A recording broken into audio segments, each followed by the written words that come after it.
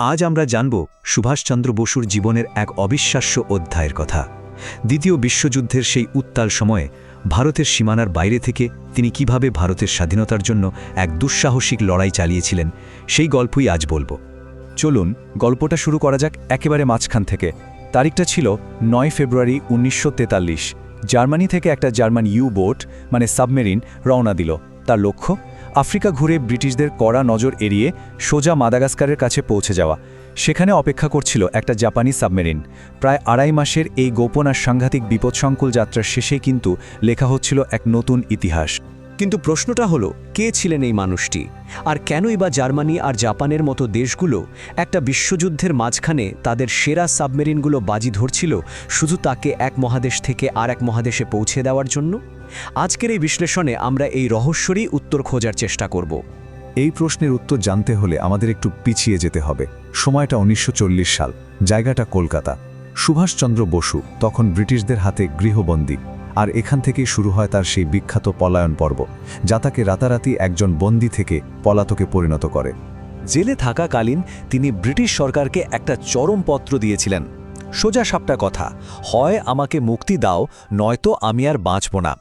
এই আমরণ অনশনের হুমকিতে ব্রিটিশ সরকার বেশ ঘাবড়ে যায়। তার শরীর যখন খারাপ হতে শুরু করে তখন তারা তাকে জেল থেকে বের করে গৃহবন্দী করে রাখে। তাদের পরিকল্পনা ছিল সুস্থ হলেই আবার জেলে ঢোকানো হবে, কিন্তু নেতাজির মাথায় তখন সম্পূর্ণ অন্য পরিকল্পনা ঘুরছিল। আর এখানেই আমরা তার পরিকল্পনার বুদ্ধিমত্তা দেখতে পাই। গৃহবন্দী দশা থেকে পালানোর জন্য তিনি একে একে ৩টি ছদ্মবেশ নেন। প্রথমে হলেন একজন ইন্স্যুরেন্স এজেন্ট, নাম মোহাম্মদ জিয়াউদ্দিন। তারপর ব্রিটিশ ভারতের সীমান্ত পেরিয়ে আফগানিস্তানে ঢোকার জন্য সাজলেন একজন কালা ও বোবা পাঠান। আর সবশেষে ইউরোপে পৌঁছানোর জন্য নিলেন এক ইতালীয় কূটনৈতিক অরল্যান্ডো মাজোত্তার পরিচয়। কি অবিশ্বাস্য প্ল্যান! আর সবচেয়ে অবাক করার মতো ব্যাপার কি জানেন? তিনি বাড়ি থেকে উধাও হওয়ার পাক্কা ১২ দিন পর ব্রিটিশরা ব্যাপারটা জানতে পারে। তার বাড়ির লোকেরা রোজ তার ঘরে খাবার দিয়ে আসত, আর অন্যরা সেই খাবার খেয়ে নিত। ফলে সবাই ভাবত তিনি ঘরেই আছেন, ধ্যান করছেন। এই নিখুঁত পরিকল্পনার কারণে তাকে ধরা প্রায় অসম্ভব হয়ে পড়েছিল। তো ইউরোপে পৌঁছে তিনি সোজা গেলেন বার্লিনে। তার লক্ষ্যটা ছিল খুব পরিষ্কার, ব্রিটিশদের বিরুদ্ধে তাদের কমনেমান শত্রু জার্মানির সাথে একটা জোট বাঁধা।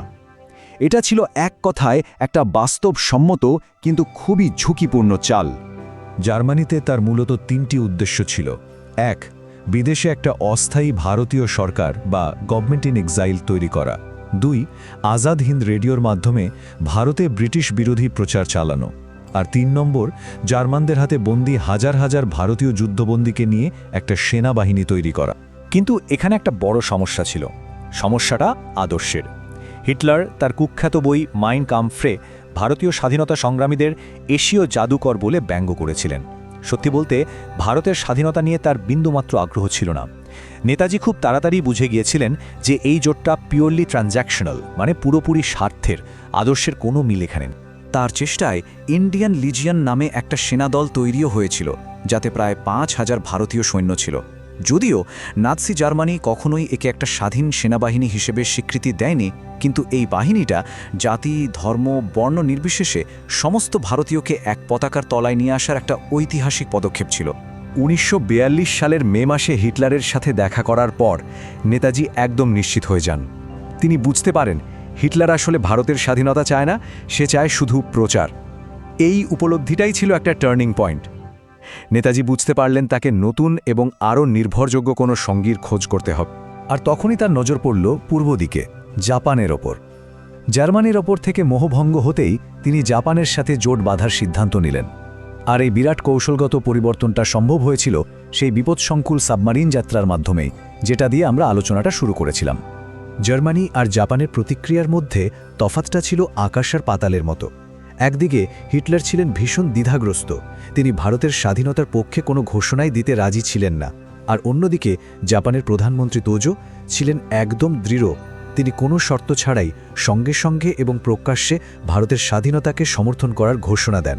জাপানের সংসদে প্রধানমন্ত্রী তোজোর সেই বিখ্যাত ঘোষণাটি ছিল নেতাজির মিশনের জন্য এক নতুন ভোরের মতো। তিনি পরিষ্কার বলেছিলেন ভারতকে স্বাধীন করতে জাপান সম্ভাব্য সবকিছু করবে। হিটলারের ওই ব্যবহারের পর এই ঘোষণাটা ছিল এক বিরাট স্বস্তির এবং আশার আলো। দক্ষিণ পূর্ব এশিয়ায় পৌঁছে নেতাজি এক নতুন অধ্যায়ের সূচনা করলেন। সেখানে আগে থেকেই তৈরি হওয়া ইন্ডিয়ান ন্যাশনাল আর্মি বা আইএনএকে তিনি এক শক্তিশালী মুক্তি বাহিনীতে বদলে ফেলার কাজ শুরু করলেন। সিঙ্গাপুরে দাঁড়িয়ে তিনি তার সেই বিখ্যাত রণহুঙ্কার দেন যা একটা গোটা প্রজন্মকে বিদ্যুতের মতো নাড়িয়ে দিয়েছিল, চলো দিল্লি। এই একটা স্লোগানই আইএনএর চূড়ান্ত লক্ষ্য কী তা পরিষ্কার করে দিয়েছিল আর হাজার হাজার মানুষকে এই সংগ্রামে যোগ দিতে অনুপ্রাণিত করেছিল। তার প্রাথমিক লক্ষ্যটা কিন্তু ছোটখাটো ছিল না। তিনি নতুন করে তৈরি করা আইএনএর জন্য অন্তত 50,000 সৈন্য ভর্তি করতে চেয়েছিলেন। এই সংখ্যাটাই বুঝিয়ে যায় যে তার স্বপ্নটা কত বড় ছিল। আর সবচেয়ে গুরুত্বপূর্ণ ব্যাপার হল তার একতার দৃষ্টিভঙ্গি। তিনি আইএনএর বিভিন্ন ব্রিগেডের নাম রেখেছিলেন ভারতের স্বাধীনতা সংগ্রামের বিভিন্ন নেতার নামে, Gandhi brigade, Nehru brigade, Azad brigade. এমনকি ঝাঁসির রানীর নামে তৈরি করেছিলেন এশিয়ার প্রথম নারী রেজিমেন্ট। এটা ছিল ঐক্যের এক অসাধারণ প্রতীক। 30শে ডিসেম্বর 1943 দিনটা ইতিহাসে লেখা থাকবে। নেতাজি আন্দামান ও নিকোবর দ্বীপপুঞ্জে ভারতের তেরঙ্গা পতাকা উত্তোলন করেন। এটাই ছিল ব্রিটিশ শাসন থেকে মুক্ত হওয়া প্রথম ভারতীয় ভূখণ্ড, যা আজাদ হিন্দ সরকারের অধীনে এসেছিল। এক কথায় একটা ঐতিহাসিক মুহূর্ত। এরপর আসে সেই চূড়ান্ত পর্ব। আইএনএ বার্মার দুর্গম জঙ্গল পেরিয়ে ব্রিটিশ ভারতের উপর এক দুঃসাহসিক আক্রমণের জন্য তৈরি হয়। তাদের লক্ষ্য ছিল একটাই, ইম্ফল। জাপানি বাহিনীর সাথে কাঁধে কাঁধ মিলিয়ে যুদ্ধ করে আইএনএ শুরুতে বেশ কিছু দারুণ সাফল্য পায়। তারা মণিপুরের মৈরাঙ্গে প্রথমবার ভারতের মূল ভূখণ্ডে তেরঙ্গা পতাকা উত্তোলন করে। ভাবুন একবার, মুক্তিবাহিনীর জন্য সেটা কি বিরাট এক জয়ের মুহূর্ত ছিল। কিন্তু এই সাফল্য বেশি দিন স্থায়ী হয়নি। ইম্ফল অভিযান শেষ পর্যন্ত ব্যর্থ হয়। এর পেছনে বেশ কয়েকটি কারণ ছিল। অসময়ে বর্ষা এসে যুদ্ধক্ষেত্রকে পুরোপুরি কাদায় ডুবিয়ে দেয়। ব্রিটিশ নৌ এবং বিমান বাহিনী আইএনএর খাবার আর অস্ত্রের যোগান বন্ধ করে দেয়। আর অন্যদিকে প্রশান্ত মহাসাগরে জাপানিরা হাঁটতে শুরু করায় আইএনএ মাথার ওপর থেকে এয়ার সাপোর্ট হারিয়ে ফেলে। এই রকম একটা কঠিন সময় 6 জুলাই 1944 নেতাজি রেডিওতে মহাত্মা গান্ধীর উদ্দেশ্যে একটি ভাষণ দেন। নিজেদের মধ্যে এত আদর্শগত পার্থক্য, কিন্তু সেদিন তিনি গান্ধীকে জাতির জনক বলে সম্বোধন করেন আর ভারতের মুক্তির এই পবিত্র যুদ্ধে তার আশীর্বাদ চান। এই মুহূর্তটা তাদের দুজনের মধ্যেকার পারস্পরিক শ্রদ্ধার এক গভীর নিদর্শন হয়ে রয়েছে।